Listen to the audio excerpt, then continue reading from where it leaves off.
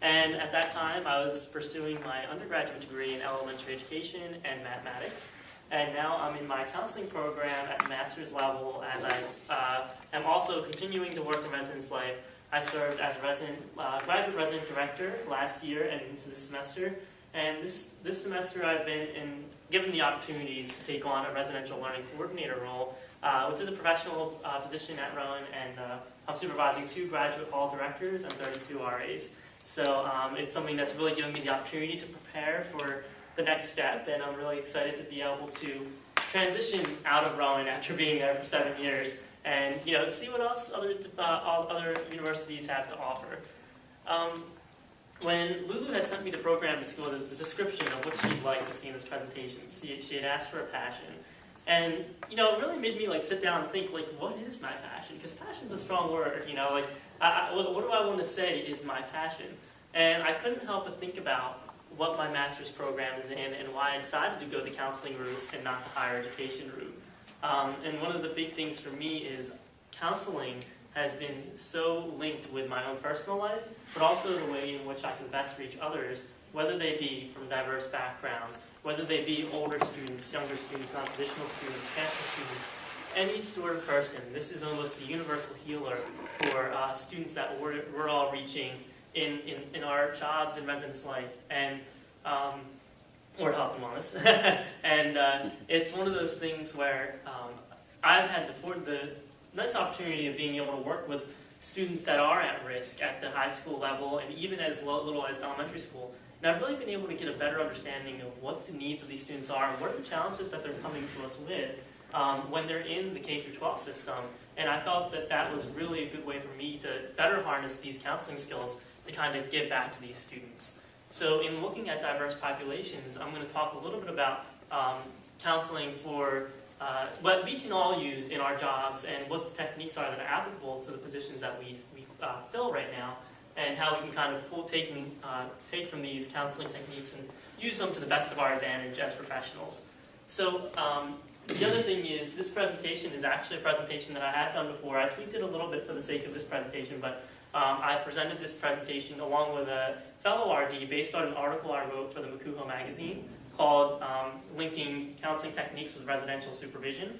And that's actually highlighted in my portfolio here, so I'm just going to pass this around, and feel free. This highlights a lot of the things that I've done at Rowan, and some of the things that I guess I'm most proud of, and things that I've really put a lot of time and invested energy into.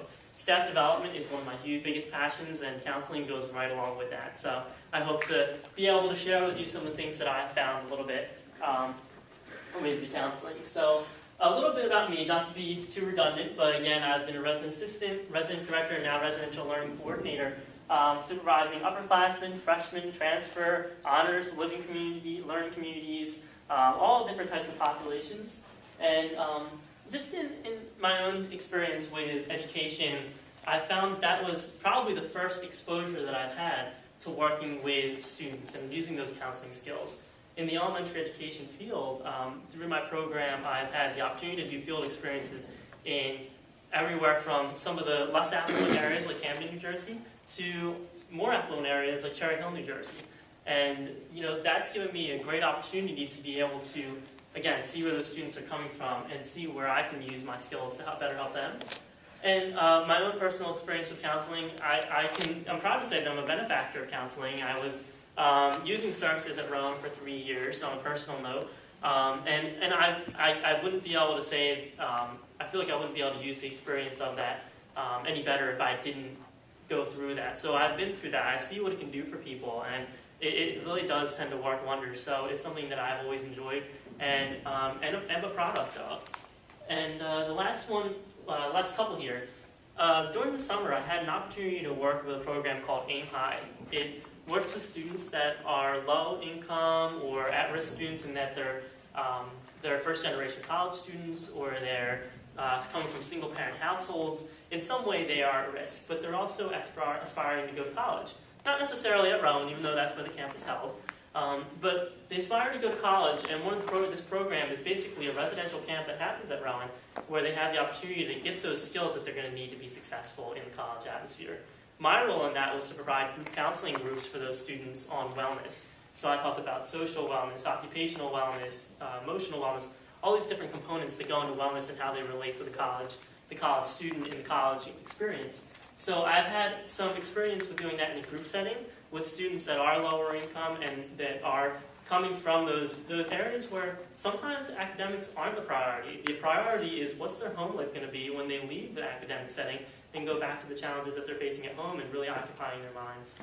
And then the last one is academic advising. Right now I'm doing my internship in an academic advising center working with prospective education majors, and I've been able to get that perspective of really linking what their choices are now to their careers. So taking that holistic approach and trying to help them look at the bigger picture.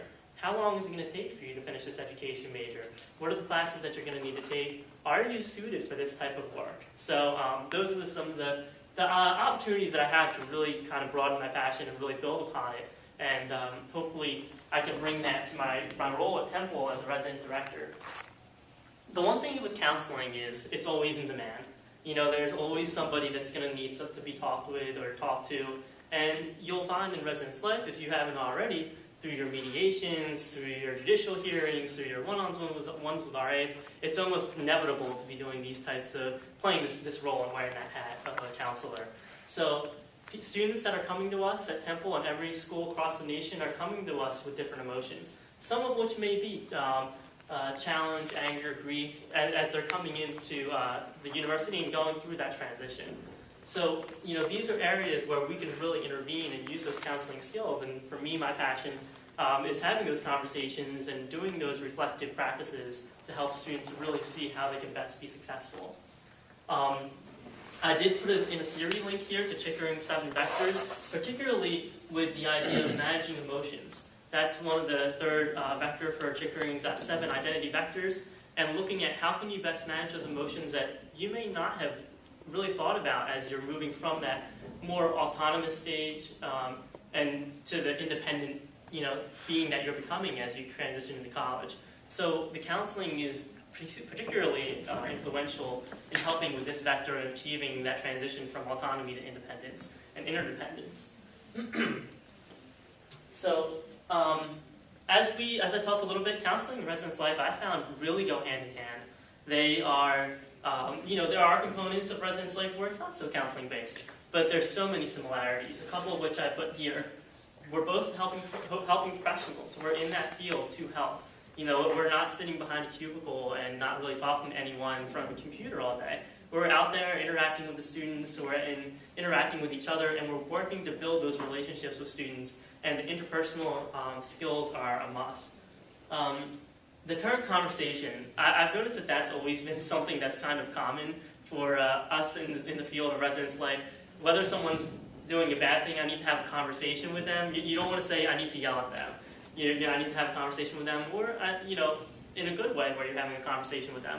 But the question is, what does that conversation really entail, and what are you getting out of that conversation? And that's what I'm going to go a little bit more into in this presentation. And I really want to talk more about how counseling and theory kind of go hand in hand with those. So there's 10 links that I've made in this presentation. The first one is kill them with kindness. The counseling, each of these have a counseling link to talk about what I've learned in my master's program for counseling and how then it relates to residence life. So this one is, it's always important to have unconditional positive regard for students, no matter how difficult. So that means if they tell you, you know, I got so angry, I wanted to punch a wall, you can't look shocked and be like, oh wow, because how do we know that once that shocked expression, that might keep them from then telling you, I cut my wrist last night. You know, so these are the types of things where we really want to make sure that we try to keep the cool, which is another one of the links, but really have that unconditional positive regard for students, especially in the judicial hearings. So I found that I've really been able to, those are probably the areas where I've been able to link my passion the most with students, is in those judicial hearings, because they're the ones that really need it the most. They've already started down the wrong track. Don't fight fire with fire. I always stress this with my RAs in incidents. Sometimes they're met with that combative, angry resident, and it's really important to kind of not fight that back and keep your cool, keep calm, and do your job, but also be respectful no matter how infuriated they may be. Keeping an even tone never hurts, and also asking questions of a resident never hurts to ask a resident or staff member how they're feeling if you sense this tension or discomfort. So one of the things I always do is sometimes you can read nonverbals, especially in mediations, when there's that one resident that just isn't into this or doesn't feel like, maybe talking to them and saying, I noticed that you're looking at your watch. Is there something that, you're not calling them out, but is there something that you need to get to? Is there something else that you want to talk about? Things like that, where you can kind of get more out of them that they may not be willing to share. The next one is staying focused. So the counseling link is that a client can notice when you're not focused in them and you're not giving them their undivided attention. And sometimes that puts up a barrier for them. So same thing for us in residence life. We're meeting with students, whether it be one-on-ones with RAs or judicial hearings. We want to make sure they're getting that undivided attention to be able to, basically get the most out of the conversation. And they hopefully would be able to disclose the most that they want because they know that we're listening. Sometimes that's all somebody wants is for someone to listen, and that can work wonders for someone that may be in crisis. So little things like turning off your cell phone, maybe putting a clock behind where the person would be sitting so that way and you're not looking at your watch, so you can see what time it is. Little things like that really help me. Come in, I'm just washing my hands. I'm Catherine Bigman. Janet Carlisle referred me. Let me just do a little preface to this. This is what you don't want to do as a counselor. You're being very reluctant. Yes, that's me. Should I lay down? Oh, no, we don't do that anymore. Just have a seat. And let me tell you a bit about our billing. I charge $5 for the first 5 minutes, and then absolutely nothing after that. How does that sound? That sounds great. Too good to be true, as a matter of fact. Well, I can almost guarantee you that our session won't last the full 5 minutes. Now, we don't do any insurance billing, so you would either have to pay in cash or by check. Wow, okay. And I don't make change. All right. Go. Go. Well, tell me about the problem that you wish to address. Oh, okay. Well, I have this fear of being buried alive in a box. I start thinking about being buried alive and I begin to panic. Has anyone ever tried to bury you alive in a box? No, but truly thinking about it does make my life horrible. I mean, I can't go through tunnels or be in an elevator or in a house, anything boxy. So what you're saying is you're claustrophobic. Yes, that's it. All right, well, let's go, Catherine. I'm going to say 2 words to you right now. I want you to listen to them very, very carefully. Then I want you to take them out of the office with you and incorporate them into your life. Shall I write them down? Well, if it makes you comfortable, it's just 2 words. We find most people can remember them. Okay. You ready? Yes. Okay, you're there. Stop it!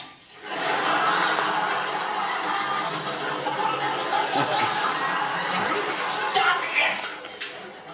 Stop it?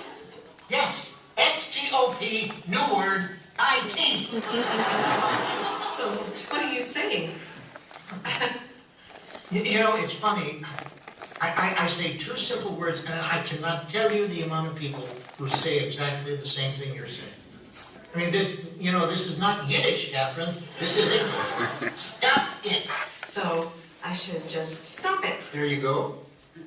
I mean, you don't want to go through life being scared of being buried alive in a box, do you? Sounds frightening. It is. Then stop it. I can't. I mean, it's been with me since childhood. No, we don't go there. Just stop. So I should just stop being afraid of being buried alive in a box. You got it. Good girl. Well, it's only been 3 minutes, so that will be $3. I only have a 5, so. Well, I don't get changed. I guess I'll take the full 5 minutes. Fine. All right, well, what other problems would you like to address? Whew. I'm bulimic. I stick my fingers down my throat. Stop it! None of some kind? Don't do that. But I'm compelled to. My mom used to call me fat. No, we don't go there. But I have this dream. No, we don't go there either. But my horoscope did say. We definitely don't go there. Yes, stop it! What else? Well, I have self-destructive relationships with men. Stop it! You want to be with a man, don't you? Yes. Well, then stop it. Don't be such a big baby. I wash my hands a lot. That's all right. Yes. I wash my hands all the time. There's a lot of germs on there. Yeah, don't worry about that. I'm afraid to drive. Well, stop it! How are you going to get around? Get in the car and drive, you kook. Stop it! Stop it! You stop it! What's the problem, Kathy? I don't like this. I don't like this therapy at all. You're just telling me to stop it. And you don't like it? No, I don't. So you think we're moving too fast, is that it? Yes. Yes, I do. All right, then let me give you 10 words that I think will clear everything up for you. You want to get a pad and a pencil for this one? Right. You ready? Right here are the 10 words. Stop it, or I'll bury you alive in a box.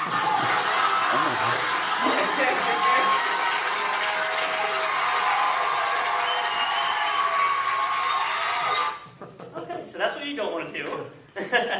But I like that video because it kind of, the problem is with sometimes students these days, they do feel like more of a number, or they feel like they are pushed around like a pinball between different offices, or they're not feeling like they're getting kind of the respect or the time that are allotted to them as our customers. And I've found that, working with counseling, it really takes customer service to a whole new level. And it's with this type of situation, of course, I would hope that none of us are that blunt, but sometimes I've seen people and interacting with students, and it can come across like that, where they're not feeling like they're really getting anything out of the conversation.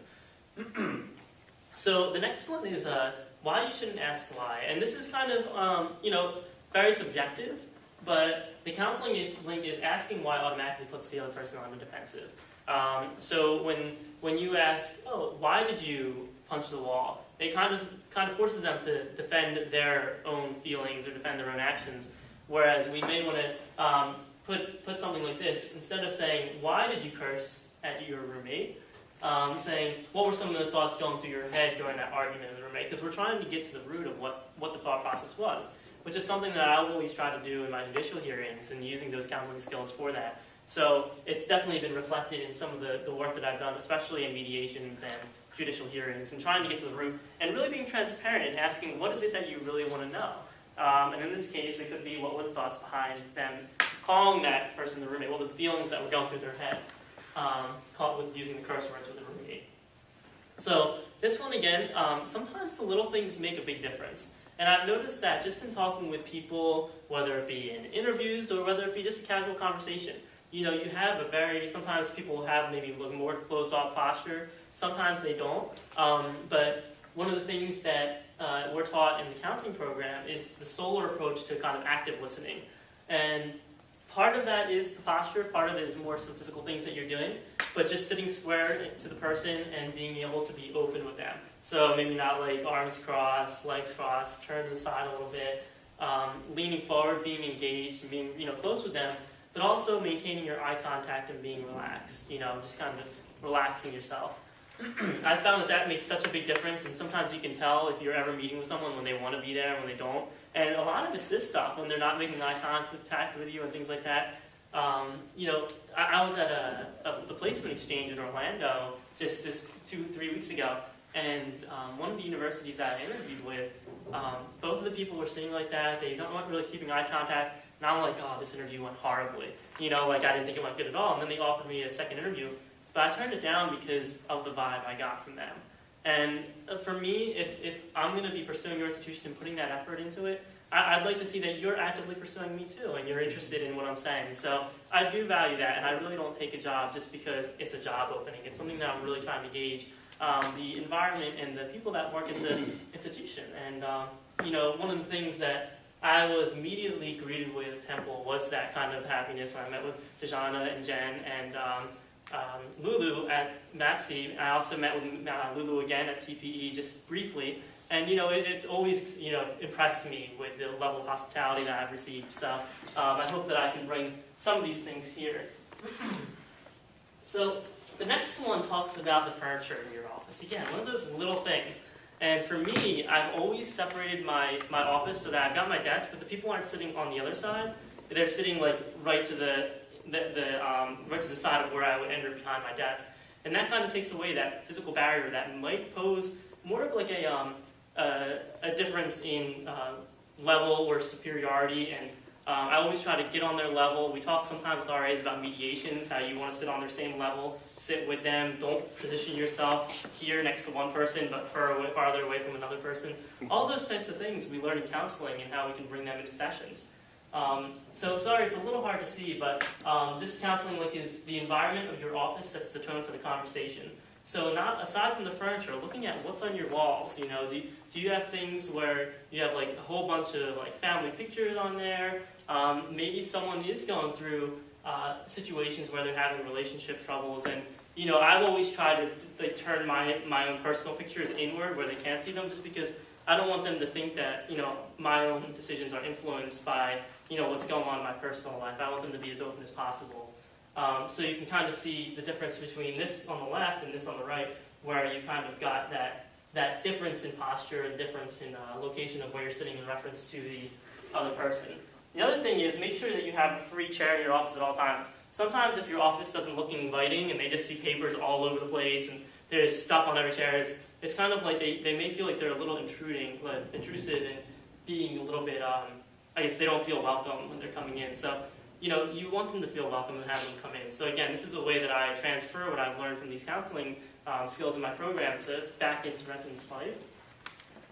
This one's a big one. Mediations are a group effort. I talked a little bit about my experience with the AIM High program and my group counseling with them. It was so hard in the beginning to get them to participate, and you're really like pulling teeth. Same thing can be for the case for mediations when you're working with students. They have a talk and they have so much to say in front of you, but then when they have a mediation with everyone else, it's like pulling teeth and they all of a sudden have no problem, you know? So with this one, in group counseling, it's important to work towards a member-run conversation. Same thing with mediation, starting by asking each person to explain how they've been affected with the problem. I found that that's really effective because it, one, forces each one to take ownership for their feelings and say it in front of the larger group, and two, it also kind of usually will fuel the dialogue to come after that.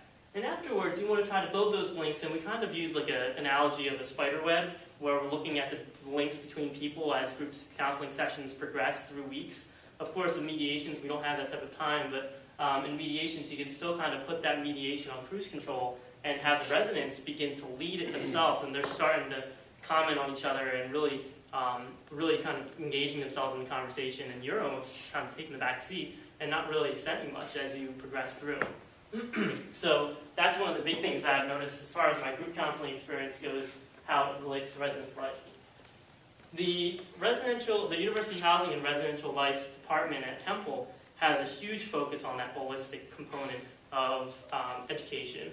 So whether it be residential education or the academic component, looking at the bigger picture, not just at their academics, but their career, their personal social life. And that's one of the things that we were really trying to do, and I talked a little bit about this with judicial hearings. The counseling link is it's helpful to really look at different parts of a person's life and link them together to help them see a bigger picture. So a classic example for me is, you know, it's always a fun case when you have like a judicial hearing for someone that was, let's say, like publicly urinating off campus or something. It's an awkward conversation, but it's sometimes a conversation that I've had to have. But we want to talk about not only what does this look like for you now, and oh, you're bad, slap on the wrist, here's your sanction, because it's not the sanction that's going to teach them not to do it again. It's going to be the conversation that you have with them during that judicial hearing. And one of the things I like to do is not only reflect back on the past and decision making, but reflect forward and project into the future and look at what are you going to school for? How will this look if they have some sort of background check on what you're doing? Well, whether this shows up on the background check or not, this could lead to things that could come up on that background check if you go for a police officer or a teacher or any sort of public service like that.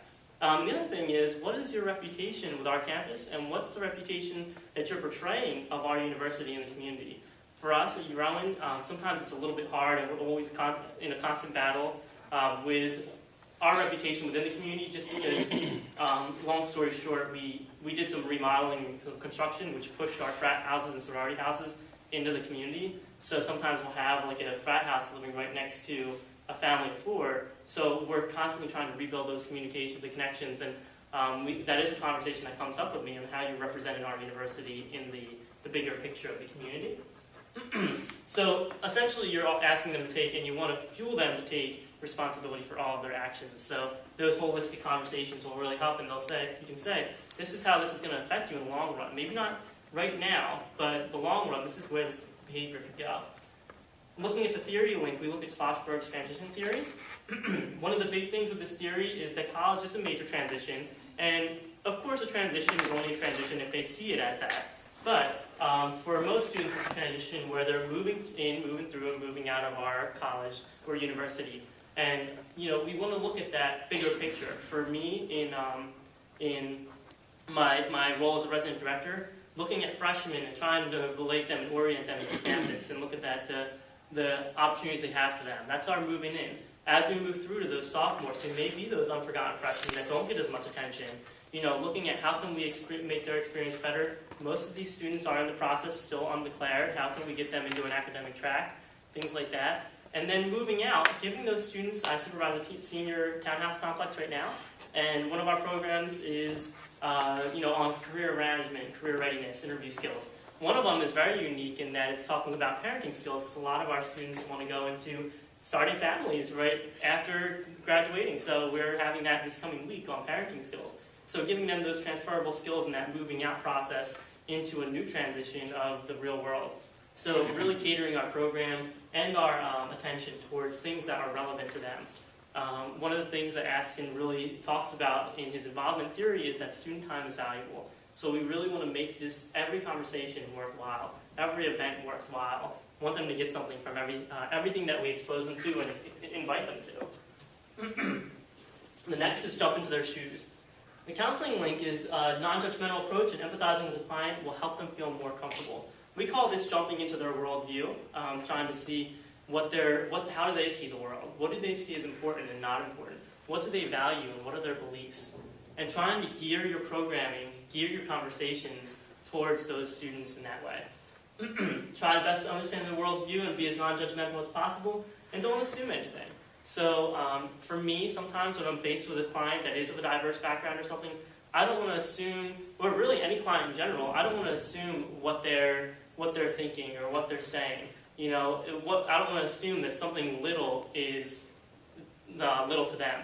So, for example, I had a mediation with a group of girls who shared a common bathroom, and they were upset because things were being left in the bathroom and the shower floor after people were done showering.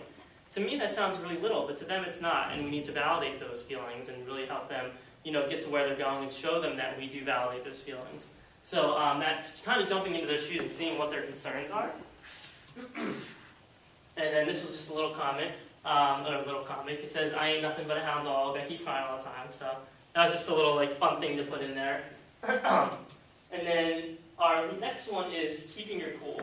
So this is the ninth link. A lot of us find ourselves in crisis situations a lot, and sometimes if they're not crisis situations, they're high tense situations. So a lot of the time we are the people that people are looking towards, whether it be staff or students, for assistance or for questions to be answered.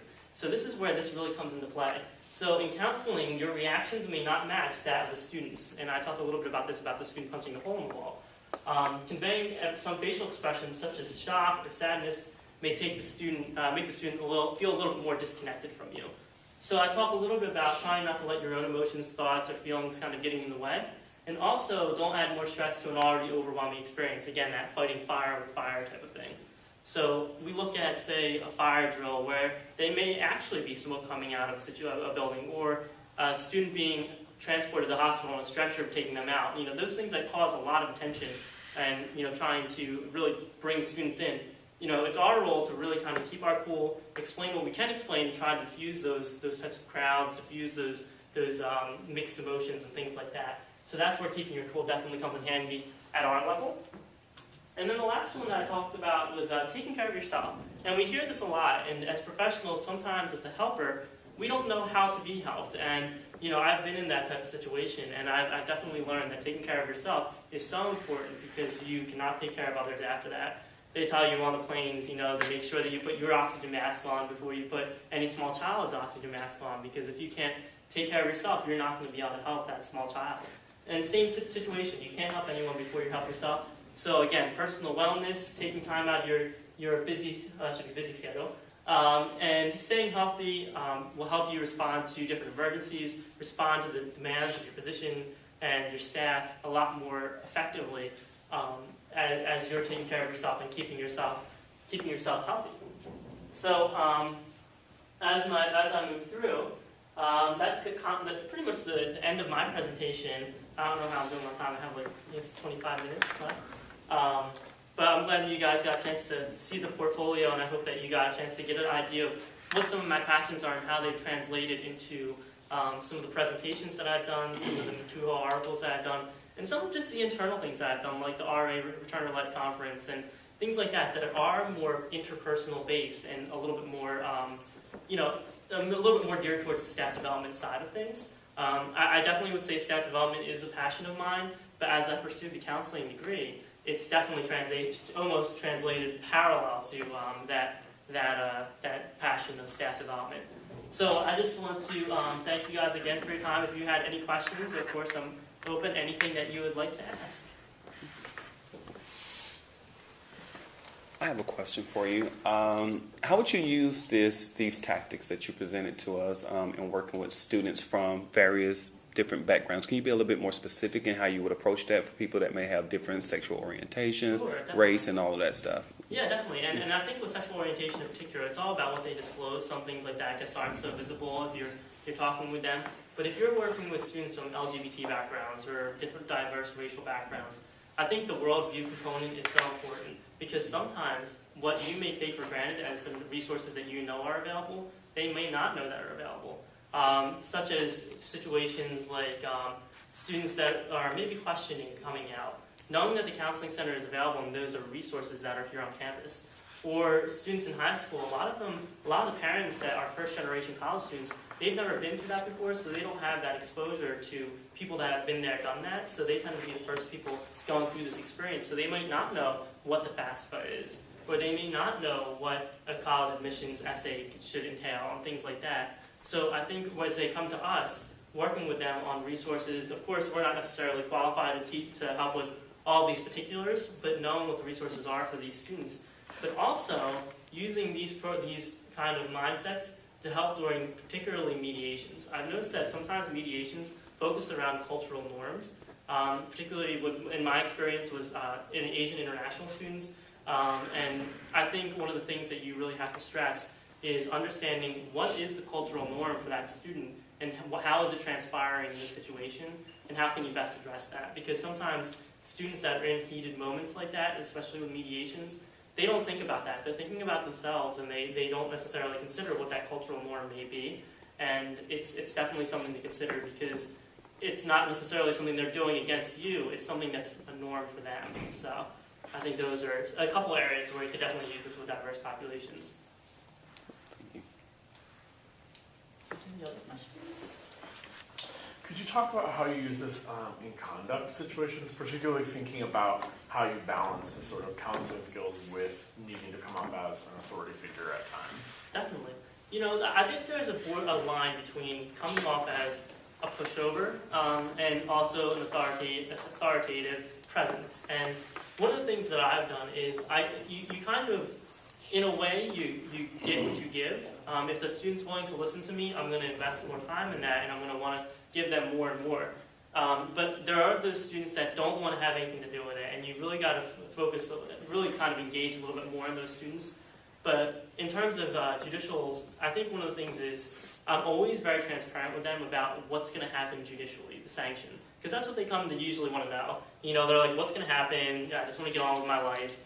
But I'm also transparent about, you know, the parental contact that may come of certain things like that. I think that's something that they appreciate. So I think that comes along with the authoritative piece and kind of the judicial role that we all fill. But I think that those judicial meetings shouldn't just be the sanction. Here's your sanction. This is why you shouldn't do it. Here's the policy, and that's it. I think we need to delve a little bit more into having that conversation about why they did that, and if they were in that situation again, to get them to reflect on what they did and how they could do it differently. I constantly will always ask them to say, "Oh, like if you could rewind a little bit, what would you do differently?" And that's something that I'm famous for saying, and it's something that tends to take up, you know, a little bit more time. I schedule a half hour, but usually I'm like pushing that brink for the half hour for the judicial hearings. But I would say definitely you do have to have that balance. And I have had a reputation of being able to be stern in situations where I need to be. Sometimes those heated situations like incidents, they aren't the time to sit down and say, how do you feel? You know what I mean? We always talk about following up with incidents, and I think that's how that transpires with student staff. You know, this is going to come in handy a little bit in the actual incident, but a lot on the follow-up to build that reputation and maintain that reputation with your residents to make sure that they know that you're still there for them, but it's your job too. You're concerned about them, and that's why you had to do what you had to do in that incident. Sure. So being a male in the residential living environment, what has been your experience in dealing with females and the issues of sexual assault? Definitely. You know, I actually, as a residential learning coordinator, calls for these types of incidents go skip over the RD on call and go right to us. And my first week on duty, I had 2 of them. And it's one of those things for me, I always try to offer my assistance, but usually I also offer the assistance of someone else. Again, it kind of goes along with knowing those resources. But the first things I try to do is I don't ask, you know, oh, do you want to go to the hospital? Do you want to do this? Do you want to do that right away? Ask them how they're feeling and what they would like me to do.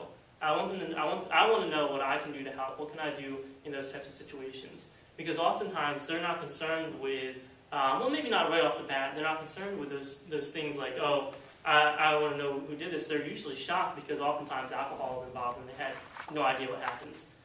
Of course, if alcohol is not involved, they'll be more likely to, you know, be a lot more concerned about some of the other things too, because they've seen this person, they know exactly what happened.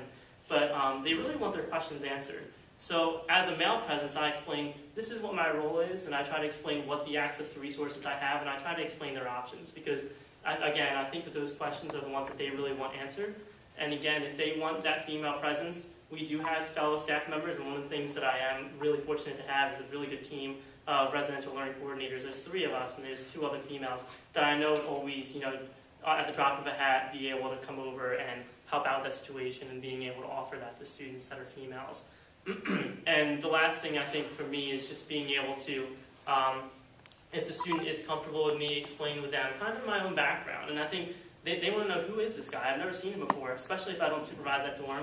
So explain what I do, explain what my background's in, and really try to help them explain that I'm really there for them, and I want to hear what they're saying, even though I can't personally relate to that, and can't put myself in your shoes physically in that way. Definitely being able to be a resource and let them know that I'm concerned about them and I want to help as much as I can. So. Any other questions? I have just one more. Sure. You mentioned 2 theories in there that you cited. I believe it was Chickering and Schlossberg. In consideration to the techniques that you presented to us, what counselors do you closely resemble your techniques to when dealing with students, i.e. Rogers or Adler? Which counselor do you more align yourself with? Definitely. Like I would say I'd go more along the lines of like kind of the, we look at like the holistic approach. So we're looking at like the called. Now it's like blanking on me because I've like spent so much time thinking about student development theory. I'm thinking about the counseling theory now that I had 2 years ago. But more of like kind of the environmental and the influences of environmentalists. I don't know the theorists offhand, but the kind of the environmental factors that go into the student's experience. And looking at that, because I think that as a college student, the college campus and the college culture really make the difference. So I'm definitely more in that experiential learning type of idea of being able to gear your sessions towards what's happening and how the environment can influence that, and taking responsibility of your own situations. So Okay, thank you. yeah, sorry I can't like place. No, them that's even. okay. So, Just curious, thank you. Yep. Yeah, and again, I would Any never claim questions? to be a professional counselor at all in any way. I'm trying to just link what I've learned in my past master's program. So, any other questions? No. Do you have any questions for Yeah, us? what questions do you have for us now? Well, I mean, I'm glad that I have the time Yeah. to do that. I didn't realize. Well, your just- next thing starts at 3, so you probably have about 5 minutes before we Okay. Yeah. get to. Well, if you're curious, there's the references that I used for this. The first one was student development theory and research. This is more of the theory based around student development, and my reference for that I've used. And the other one is learning the art of helping, and this is the one that I used in one of my classes on those counseling techniques like the solar approach and maintaining eye contact and the way the office could be set up and things like that. Those all came from those 2 resources. So if any of you guys are curious. But I guess some of the questions that I had for you guys, I know I had, most of you guys are resident directors except for 2. D. Yes, I'm a program administrator with the Heart Wellness Resource Center. Okay, great. So I guess for the resident directors, how does do you find that you have a lot of crisis situations on call when you're on? Do you find that your chain of command skips over you to the assistant director? Like, what is your exposure to crisis situations? Yeah, no, we handle Chain it. of command. We're the chain of command. We're at the top of that Good. list, even if Yeah, I mean, we'll go ahead it's- and last. We're the chain of command. We We're mostly execute. dealing with more crisis type Yeah. things because Yeah. all the maintenance stuff goes through our Right. resident coordinator on call. Okay. So we're almost exclusively dealing with student issues, hospital transport, Gotcha. drug, those Yeah, sorts of fights, things, stuff sexual like assault. that. And the Yeah. assistant directors would come on. They're more to if consult. there like- was a death or Right. something. Really, And the really support bad. is good. Like they're there if we have questions, Definitely. but we're definitely the ones Yeah. handling. Regardless of it, it's still funneled through Yeah. the RD on call. Okay. Yeah. So you're involved with all of that. all the way Okay. And through. is it? Oh, sorry. Was it on a weekly basis or? Wednesday to Okay. Wednesday. Okay, cool. Good to know. That's similar to how it is at Rowan. And, like I had mentioned with the sexual assault cases, we talk about the less kind of, if it's brought to an RA's attention, they kind of call right directly to the RLC instead of the RD.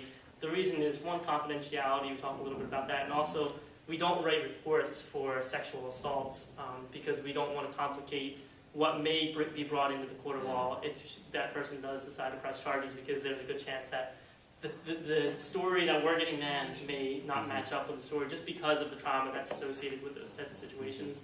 So I was just curious to see if you guys get all those calls or everything like that. So. Oh, yeah. Yes. Yep, cool. So if you were, I know most of you have been in different institutions before you came to Temple. So what would you say sets Temple apart from those other institutions? What do you really like about being here at Temple on a more, I guess, personal note? The city, the resources that the city offer to the students and personal, professional life is one of the big things for me. Expect the unexpected. Yeah, change, Yes. ability to implement change that's out there. For me. I would also say that they're more organized than where I came from. Where I came from was kind of like chaos. Gotcha. And It's always helpful. yeah, so that helps when you kind of. I mean, not that everybody has their areas of improvement, but it's Definitely. definitely more organized than where I came from. So. Great, good to know. Awesome. That's great to hear. And that's a question that I've asked quite a couple people of just seeing what they really like about it. Because for me, hearing from those people that are in the position and what they like about the institution is always a valued piece of knowledge that I like to have, because you're the people doing the job. So So thank you for your time. I really wasn't expecting to have much time for questions, so I appreciate Okay. you taking time to answer those questions. All right. So, Thank you. Thank you. Thank you. thank Thank you. you. Yeah, I think